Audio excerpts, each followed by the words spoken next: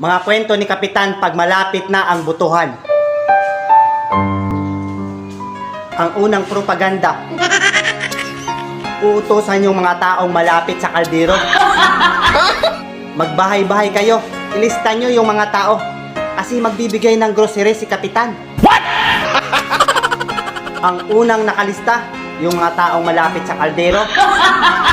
Pag minasama ka pa, pag wala ka sa bahay mo, nasa trabaho ka, hindi ka ililista.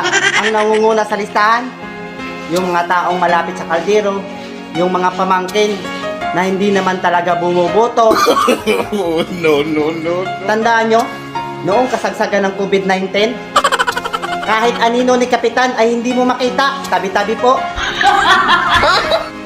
Pagkatapos makikita nyo ngayon, tapat at serbisyong totoo inyong maaasahan at madaling malapitan. Makikita nyo sa tarpaulin yan. Pero huwag kayong mag-alala.